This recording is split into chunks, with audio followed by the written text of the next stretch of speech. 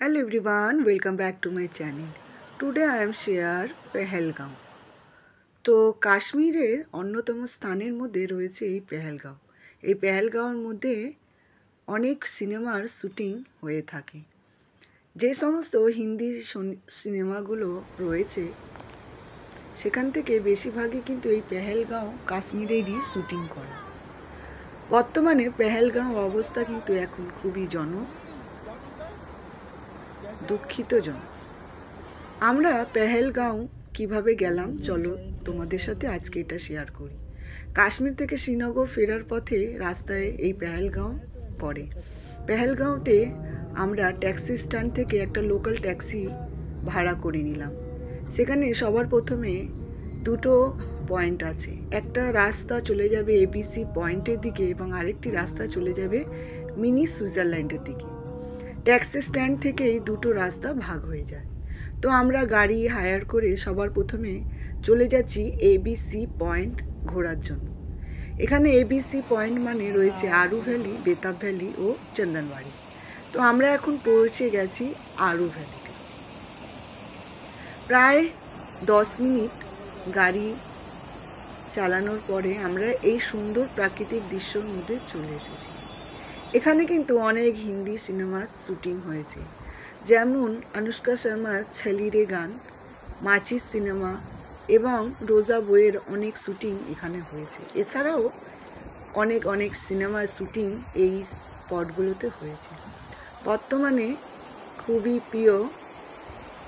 জনপ্রিয় সিনেমা বজরঙ্গি ভাইজানেরও কিন্তু শুটিং এই পেহেলগাঁও শুটিংয়েই স্পটেই হয়েছে। তো দেখো, এরকম প্রাকৃতিক সৌন্দর্য দেখে কার না মন ভালো লাগে। এই যে ঝর্ণা দেখে যাচ্ছি, এই ঝর্ণা উপর থেকে আসছে বরফ গলা জল।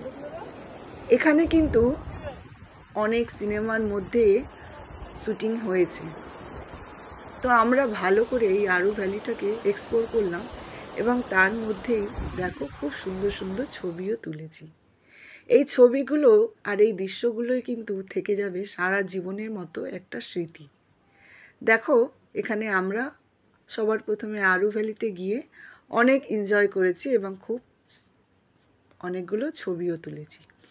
এবার আরু ভ্যালি দেখার পরে আরু ভ্যালি থেকে 10 কিলোমিটার ব্যাকে আমরা চলে যাচ্ছি বেতাব ভ্যালির দিকে, যেখানে বেতাব ভ্যালি ও চন্দনবাড়ি দুটোই স্পট রয়েছে।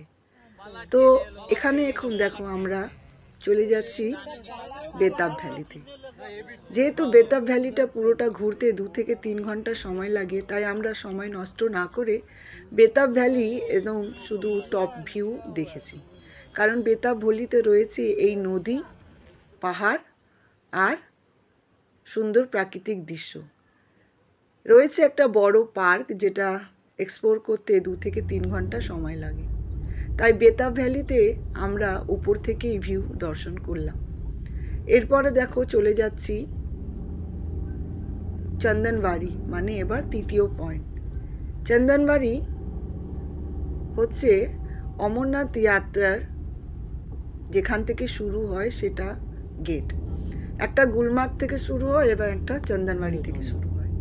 এই দুটি জায়গা কিন্তু অনেক বেশি বিপজ্জনক। সাধারণত জঙ্গি হামলাগুলো এই চন্দনবাড়ি থেকেই শুরু হয়। এখানে মিনি সুইজারল্যান্ড বলে যে জায়গা রয়েছে, বর্তমানে সেখানেই হয়েছে এই জঙ্গি হামলাটা।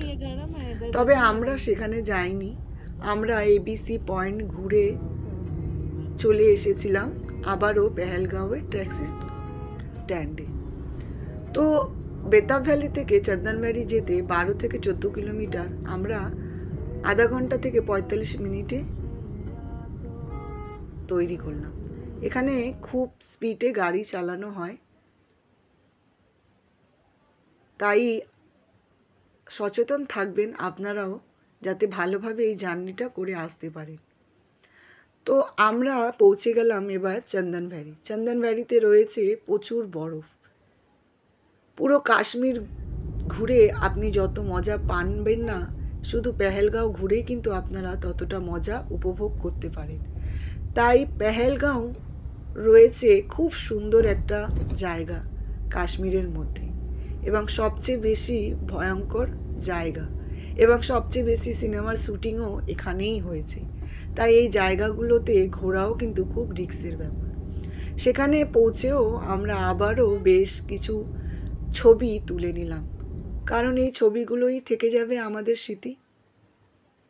বর্তমানে এখন চন্দন ভ্যালি এবং বর্তমানে পেহেলগাঁওয়ের অবস্থা খুবই খারাপ। 10 দিন আগে চোখে দেখা পেহেলগাঁও আজ যে এরকম ভয়ানক অবস্থায় পরিণত হয়েছে এটা ভাবাও যায় না। তো আজকের ভিডিওতে আমি আপনাদের পেহেলগাঁওয়ের 3টি ফেমাস লোকেশন শেয়ার করেছি। এভিসি পয়েন্ট, যেটা পেহেলগাঁওয়ের সবচেয়ে সৌন্দর্য স্পট। আজকের ভিডিওটি যদি ভালো লাগে লাইক, শেয়ার, সাবস্ক্রাইব করে আমার পাশে থাকবে।